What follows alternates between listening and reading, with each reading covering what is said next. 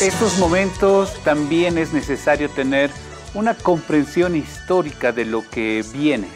Y lo que viene principalmente son esa idea primaria de las luchas independentistas de la colonia hacia la república. Sin embargo, también hay otros actores, por ejemplo, los pueblos indígenas, que han estado presentes en todos estos procesos históricos. Y para comprender esto de mejor manera tenemos a nuestro hermano Pachacutia Carapi. Él es sociólogo de la ciudad del Alto y nos viene a visitar, a hablar acerca de este tema, la participación de los pueblos indígenas en estos procesos libertarios. Buen día, hermano. Hayaya. Es un gran Hayaya, Gilata Moyo, y saludar a las hermanas, hermanos quienes nos están viendo en este momento, pues darles un gran Hayaya, estando en este mes de Intilaimi, Intiraimi. Querido hermano, ¿cuál ha sido la participación de los pueblos indígenas, por ejemplo, en 1809 o tal vez también hasta en 1825, en ese periodo? Bien, quisiera yo citar a dos historiadores, uno que es Aymara, Roberto Choquecanqui, y el otro historiador muy serio, Isaac Sandoval Rodríguez, ¿no? Un poco para no ser largos, y cito a este historiador Aymara, Roberto Choquecanqui, dice: la revolución, o sea, el de 1809 en adelante, dice, cito, la revolución tuvo el apoyo de todos los sectores populares, menos el de la población indígena aymara sometida al sistema colonial, que de manera que la participación indígena se reducía a 2 caciques de las parroquias de La Paz. El escribano de la Junta Tuitiva, Manuel Cáceres, trató de atraer a los demás caciques del altiplano, especialmente a los de Jesús de Machaca, obligando al cacique Diego Fernández Guarachi a dar su apoyo a la revolución o dejar el cargo en caso de desacuerdo. Fin de cita. O sea, eso dice. O sea, la revolución del 1809 tenía el apoyo de todos los sectores, menos de los indígenas.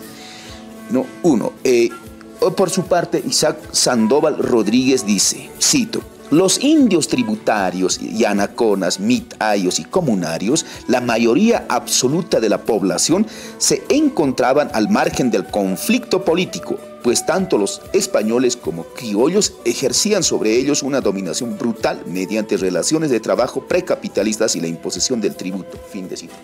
Es decir, estos dos autores nos están señalando que el indio, el indígena, en 1809 no tuvo una participación activa en estos procesos de revueltas, llamados también o conocidos como gritos libertarios, en fin.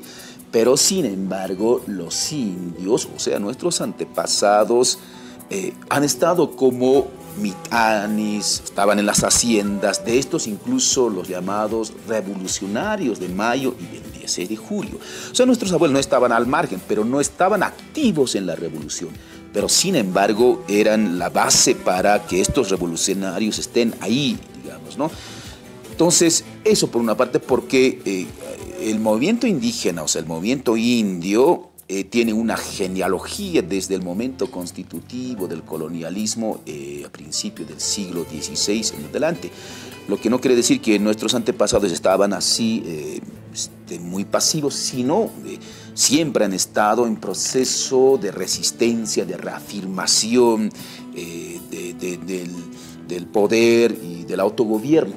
Pero entonces, en estos momentos han sido medio indiferentes a este proceso. Entonces podríamos estar hablando que, por ejemplo, estos datos no hablan de todo el pueblo indio, el pueblo indígena, haciendo un encubrimiento de estas grandes masas de la población. Efectivamente, sí. Sin embargo, por ejemplo, los hermanos, los hermanos así bien mentados, los hermanos guerrilleros Lanza, estos eran en realidad grandes terratenientes, ¿no? Con propiedades en los Yungas, de La Paz. Y decía, por ejemplo, el padre de la confesión del padre de Gregorio y Manuel Victorio Lanza decía lo siguiente: Poseían en Coroico las siguientes propiedades: San Pablo, o sea, en San Pablo con 19 familias de indios y algunos negros, en San Pedro de Loma con 22 familias de indios, en San Cristóbal con 22 familias de indios y en Carmen Pampa con 20 familias de indios, en Chobacoyo con 8 familias de indios y 10 negros y así, ¿no?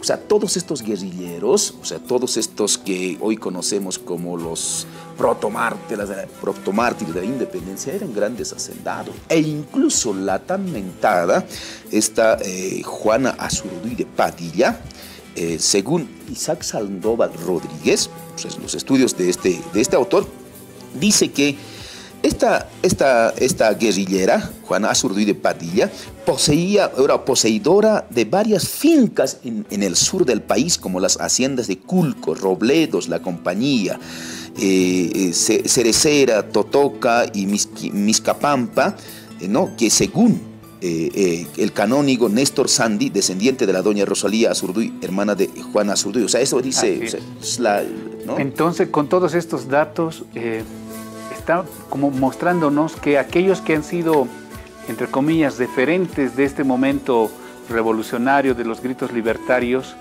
siempre han tenido esta base social, base indígena que les ha podido sostener para ellos mismos hacer esta clase de revueltas. Y en ese sentido, querido hermano, ¿cómo debemos comprender a Pedro Domingo Murillo? Porque también tiene esas ciertas características. ¿Cuál ha sido su participación en la revolución desde la perspectiva india? Bien, incluso Roberto Choque dice que todos los revolucionarios, incluido Pedro Domingo Murillo, Juan Manuel Cáceres, Martín García Lanza, José Ramón de Loaiza y otros, eran los grandes hacendados en su época. Ahora, en base a las investigaciones del Inca Huáscar Chuquihuanca, sabemos que Pedro Domingo Murillo, antes de 1809, era funcionario del poder de la corona española. La corona, ¿no? española. Entonces, incluso en síntesis, es que Pedro Domingo Murillo, en su confesión de 1803, él mismo confiesa, dice que él era el que había capturado, el que había sido el carcelero de Túpac Katari, y infiere Huáscar Chuquihuanca que Pedro Domingo Murillo es uno de los que ha montado en uno de esos caballos, o sea, es el descuartizador de Túpac Katari. Y además, él mismo dice, o sea, en su confesión, reitero, de 1803, dice que él era el carcelero, el que lo tenía en prisión a Túpac Katari. Entonces, mire, ¿cómo es que Pedro Domingo Murillo es el descuartizador de Túpac Katari, el que ha capturado a los coroneles Quispe, Muyupuraca, etcétera, etcétera? Pero en 1809 en adelante es el protomártir de la independencia, o el que hoy, incluso cuando nosotros estuvimos en escuela, en colegio, nos hacían desfilar, nos hacían gritar, ¿no? Gloria Pedro Domingo Murillo, cuando este sujeto había sido el descuartizador de Túpac. Y además, Pedro Domingo Murillo es el gran hacendado en los yungas, ¿no? Entonces, esa es la figura real histórica de Pedro Domingo Murillo.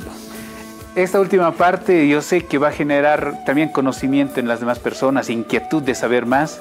Te agradezco mucho, gracias hermano Pachacutia Carapi, y vamos a seguir desarrollando este tema en este mes que viene. Muchísimas gracias, hermano. Sí, simplemente es un adelanto para generar debate, discusiones y inquietudes, pero en base a las confesiones de 1803 de Pedro Domingo Murillo. Un gran jalaya, que sea pues jalaya.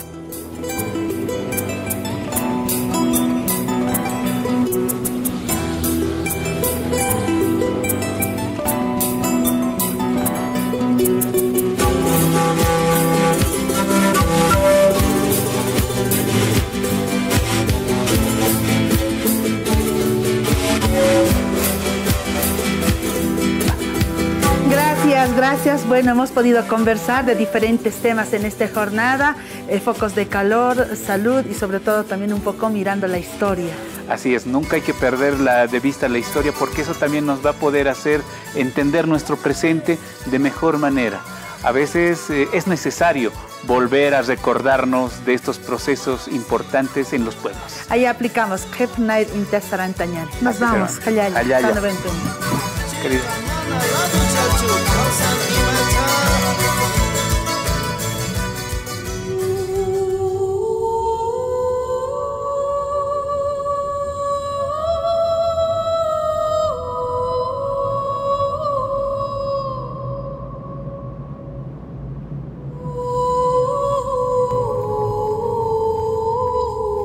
Licencia Mampi, Manimay, Coachachila.